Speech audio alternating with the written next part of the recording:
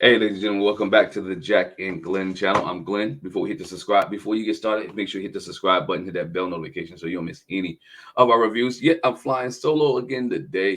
I guarantee you, Jack will be with me on these Ready to Love, Make a Move um, videos, right? Once again, episode number 3 of Ready to Love, Make a Move. We start off with, with Zadia and Venisha talking about the drama and talking about the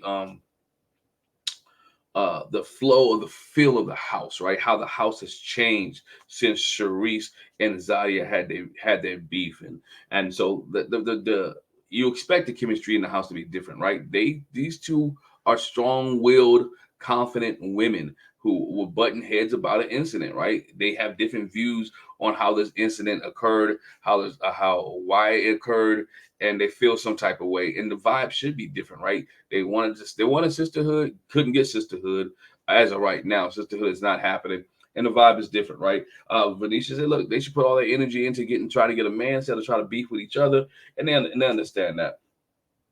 The energy, like I said, had changed. Venetia begins to talk about, like I said, open up. They need to open up to the men like this. Need to be more involved with the men. Be more involved with how things go. Her and Zadia have a nice little breakfast. Good conversation about the different vibe in the house. Then we move on to the day's activities. Right, we get introduced to Kirsten, a gentleman that Venetia. Excuse me, a gentleman named Kirsten, who's 38 years old. He's an ex-football player. He ended up going out on a date with Ashley and Zadia, hence double dating, right? I thought at first that this guy was going to go out with all 4 women, but it didn't work out that way. Uh, Sharice and Venetia had their own date, and we'll talk about him a little bit later. But we see we see Ashley first go out with the guy with Kirsten, right? She meets Kirsten. She says she wanted a tall guy, somebody that looks good, somebody sweet. Kirsten is 38, as I mentioned. He's an ex-football player, so she gets what she was looking for. She was all giddy, happy, that Ashley type energy. She brought that Ashley energy, right? Sweating all over the place. Now she's sweating not because she only saw the guy. She's sweating because it's Louisiana. I don't know when they filmed this, but in Louisiana, it's hot, right? It's hot all the time. So they both in there sweating in a nice little restaurant, and she bringing much energy, talking about how cute he looks, how handsome he is. Woo, girl, boy, I am just flabbergasted, right? She's falling all over herself because of the way that this gentleman looks. If you had anything about Ashley, and you see the very first season of Ready to Love, her gentleman she had was bald headed. Hey, maybe she's being triggered, maybe bringing some things back. She like bald head guys. Look at Donald. Donald's a bald head guy. So this is right up her alley. This is what she likes. This is where she wants. Him and Ashley start talking about what they like in restaurants, kind of food they like. Chick-fil-A. Do they like Sprite? Do they like so how many sriracha sauces? A nice little banter that they were having in the restaurant. It was fun, right? It was a fun date. He's laughing, she's laughing. They both enjoying themselves. Talk about kids. He wants some kids. She wants a kid. She mentioned in her previous date that she likes kids, and she said she only wanted one though, right? She didn't think she would be. She wants one. Didn't think she'd be a good mother. Really, really kind of. You saw some of her insecurities come out about having kids or hesitation about having kids come out, and in this day and age, you got a lot of women who are hesitant about having kids.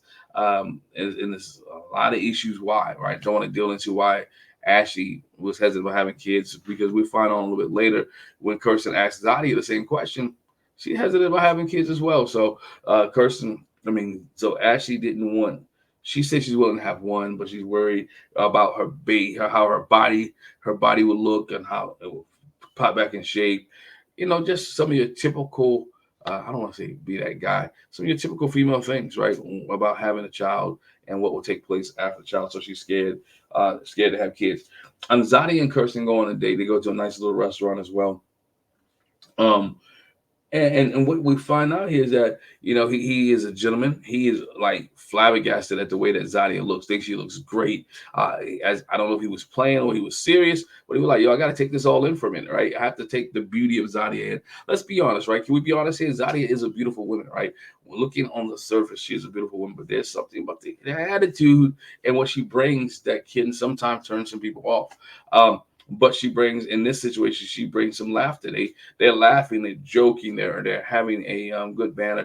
My man comes out, the food comes out, right? And he's like, "Yo, let's pray." And he does a silent prayer. I don't know about y'all. I'm feeling Zadia on this. Silent prayer for what?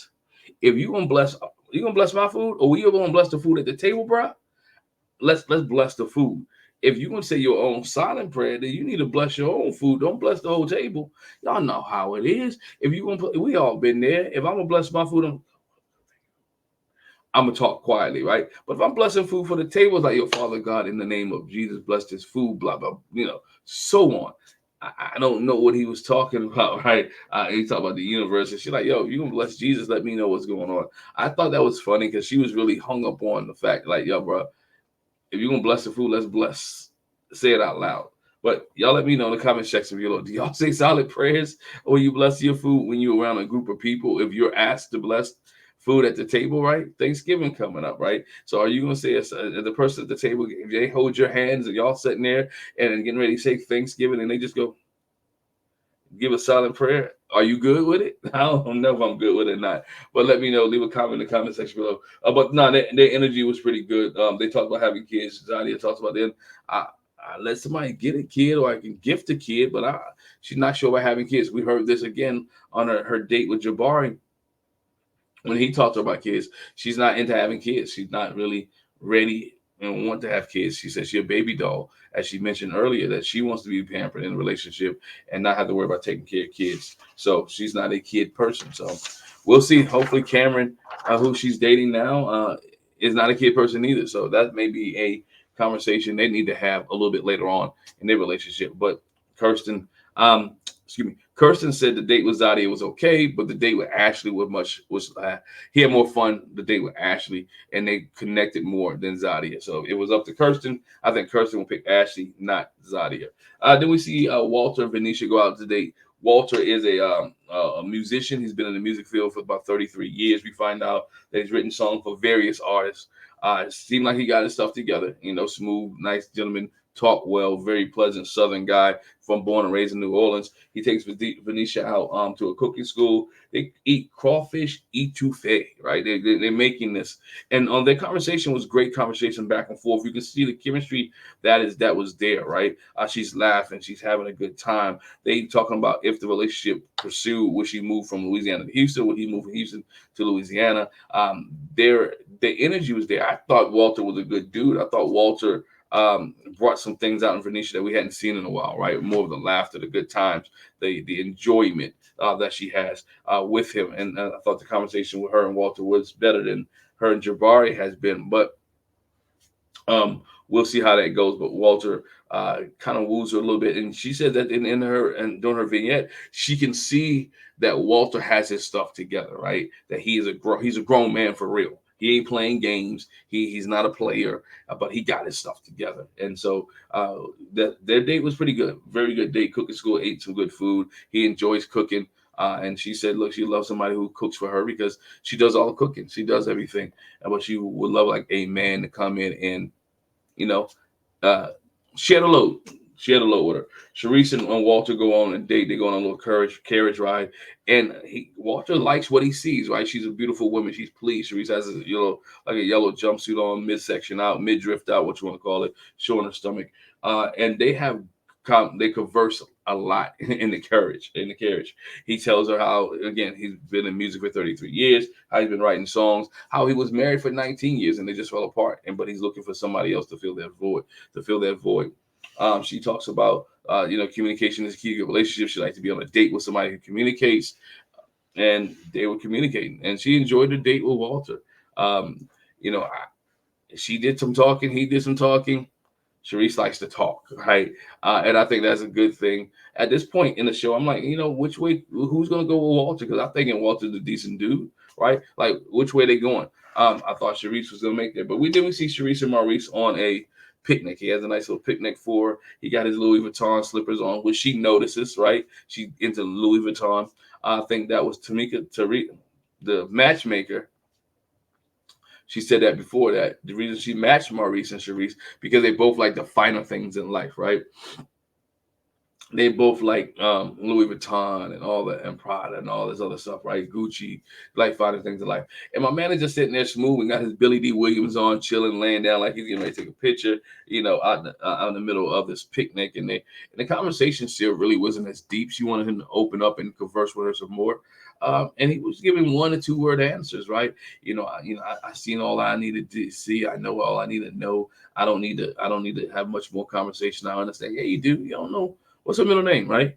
What else do you need to know about it? You need to be able to converse. Y'all need to be able to talk about life in general. Where do we move on from here? What does it look like next week? How is you being a lawyer and me being an esthetician in Miami? Am I moving to Louisiana? Are you moving to Miami? Like, what? Those are things that we need to discuss. Or we just doing this just for the show? Like, this dude is not discussing anything, right? She's trying to bring things up, and he's not giving her any answer.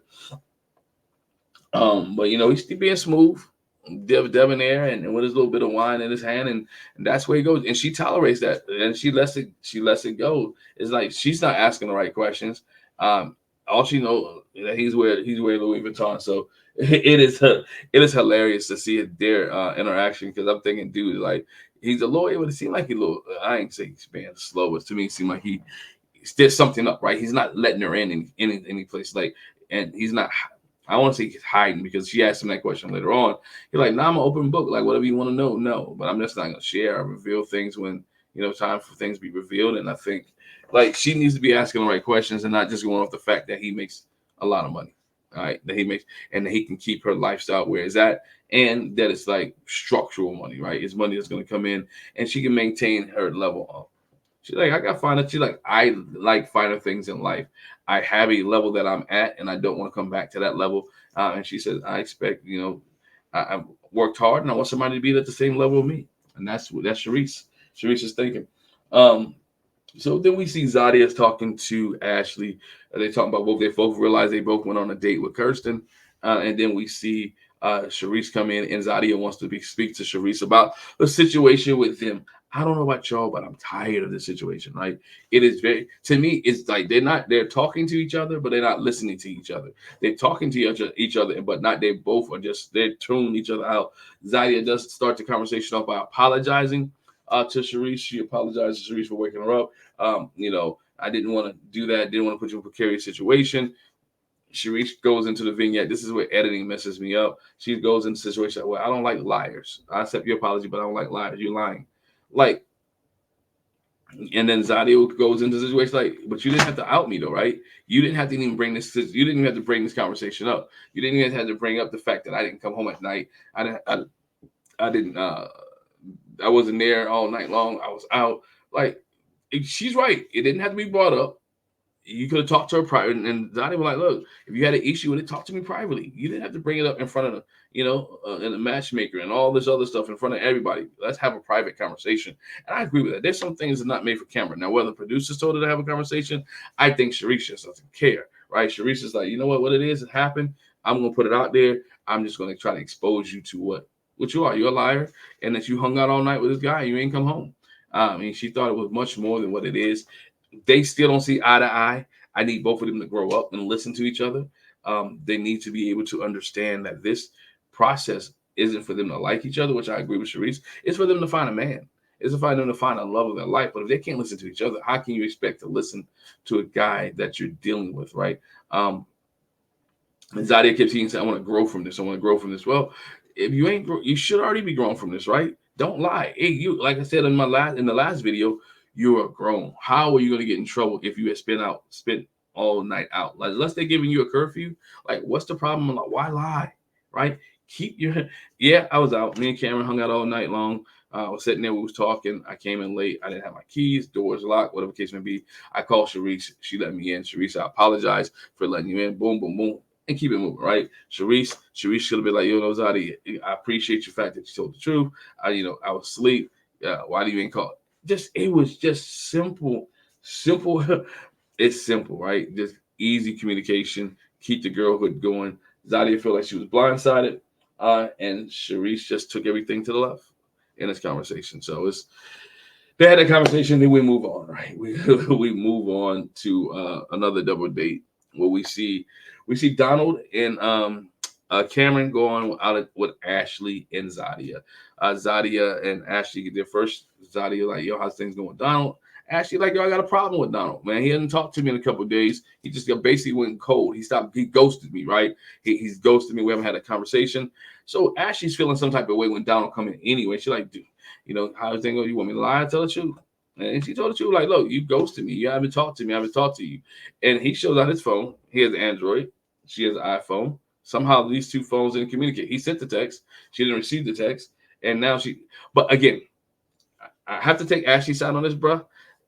Man, if you want to communicate with a woman and you really want to communicate, if you text someone and you don't get a response back, next thing is to be like, call, hey, what's up? How you doing? I text you. Hey, let's go on. That's first thing. Like, you could have DM me, could have Instagram, Facebook, face chat, everything, right? Could have communicated. He didn't communicate. He said he's a communication. You like communicating in person. If you're courting somebody, if you're dating somebody, if you're advancing in a relationship with somebody, one of the biggest things that you should do, communication is the key. Call them, talk to them. I had a mentor of mine tell me the communication is not done until the person responds. So I don't have the community, this is old back in the day when they had voicemails, right? You leave voicemails on the answer machines. You leave voicemail on the answer machine. I'm like, I talked to him. No, you didn't talk to him. You talked to the answer machine. I need somebody to communicate back. And when you communicate back, that's when communication takes place. He should have called her. They should have had that conversation. But Ashley's feeling some type of way about this the whole time. She's in her feelings about this. She said, well, we're going to have a good time. I don't want to ruin the bowling. They have bowling, but the whole time she's bringing this up. And my thing is this, I'm going to use Jackie's term. She's not here. Hey, man, take that dude off the cross. At a certain point, you have to say, you know what? I forgive you. If you forgive me, let it go, right? If you forgive me, if I'm explaining the situation we know is a mix-up, is a miscommunication, let it go. I'll do better next time. She couldn't drop the issue. They had a good time bowling, but the issue still wasn't dropped. Then we see Venisha goes out on a date with Jabari. While on this date, they talk about gender roles. Do you expect the guy to cook? She's like, no, I expect him to be the provider of a house or be a protector. Right? Old school, right? I needed him to be, and I'm not saying old school is wrong. I need him to be a protector. I need him to be a provider. And Jabari's like, well, look, you're an entrepreneur. I'm an employee. I have a cap, right? This is my ceiling. This is where I'm at. And, I wish they had more of this discussion, because not that I need to know his numbers, but how does this discussion continue to go forth, right?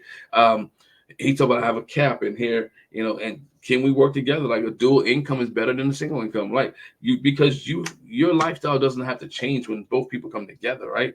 You bring in this, let's say he makes 100,000, you're making 300,000, y'all come together. Now it's 400,000 a piece. Now, unless he comes in with $100,000 that he makes with like $150,000 worth of debt, right?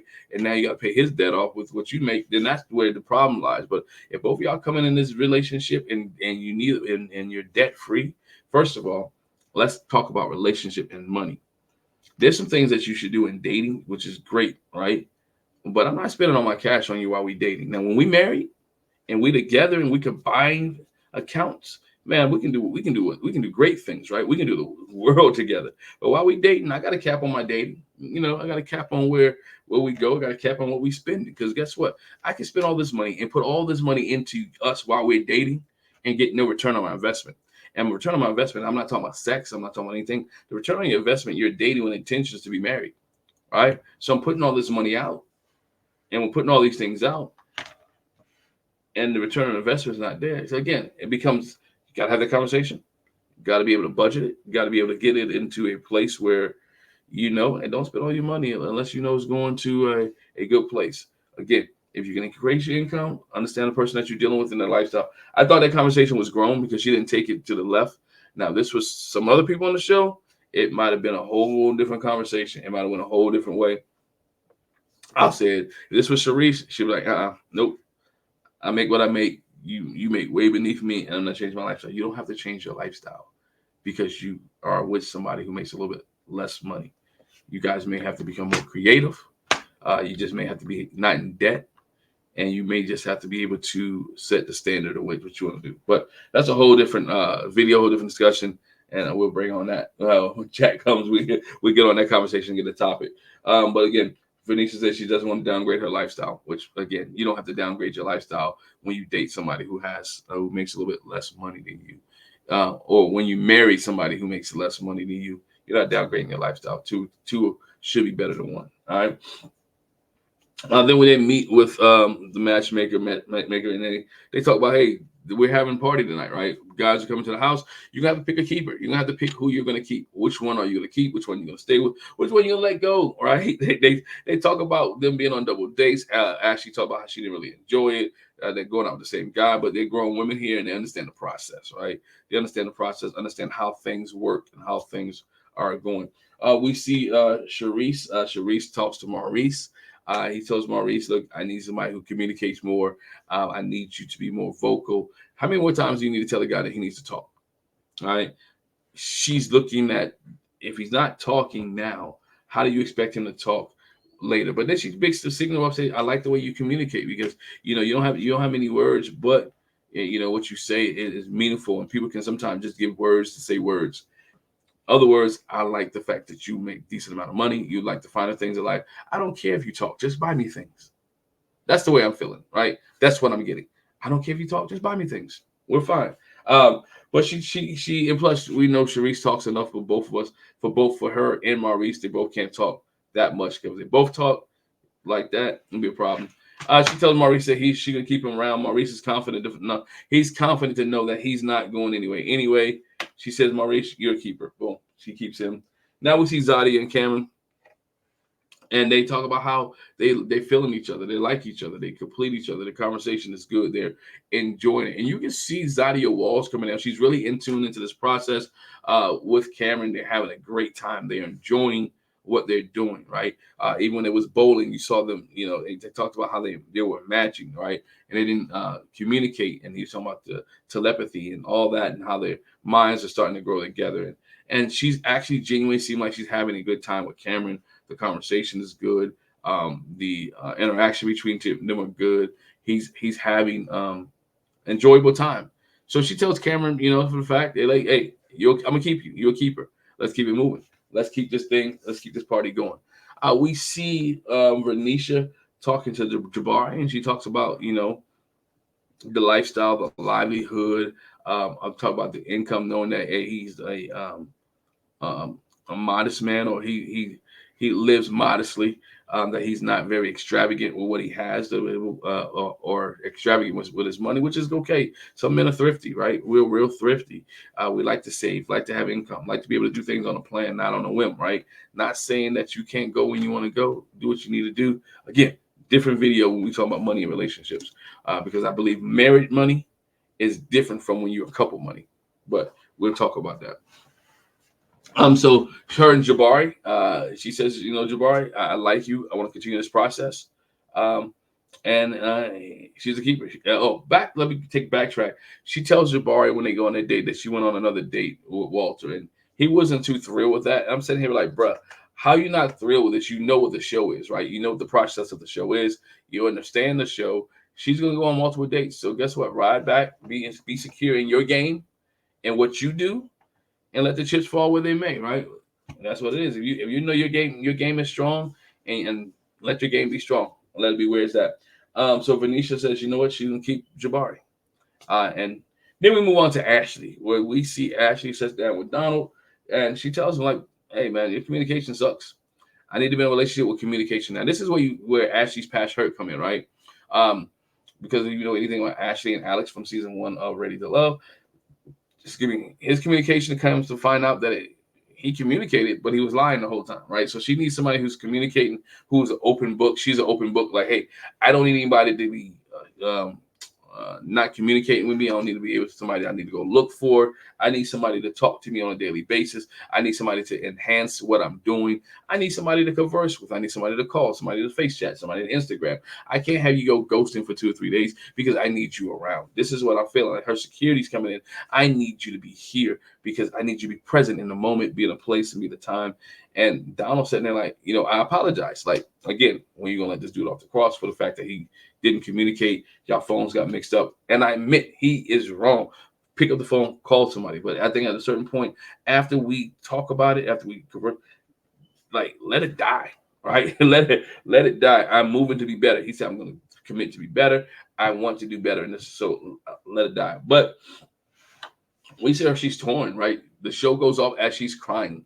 as she's crying, like she doesn't know what to do. She's between a rock and a hard place, right?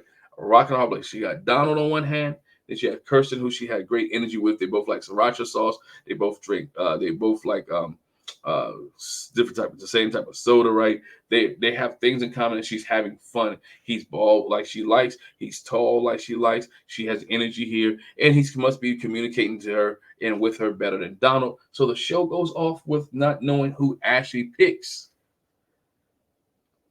or who Ashley's going to keep and who Ashley's going to let go. I believe Ashley has a lot of things to work within herself. This process is hard for her.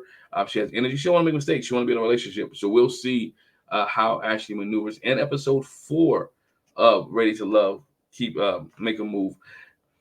Let me know what your thoughts were on episode 3. Leave a comment in the comment section below. Make sure you hit the subscribe button. Make sure you hit that bell notification so you don't miss any of our reviews. I like the concept of this. I like the spin-off of this. I hope they continue this with other people from Ready to Love. Um, I think as 3 episodes in, it's moving in the right direction. It got me want to come back next week. And I'm invested in some of these relationships. So let me know what you think. Hit the subscribe button, hit the bell notification. Once again, thank you for joining me, and I'll catch you a little bit later. Peace.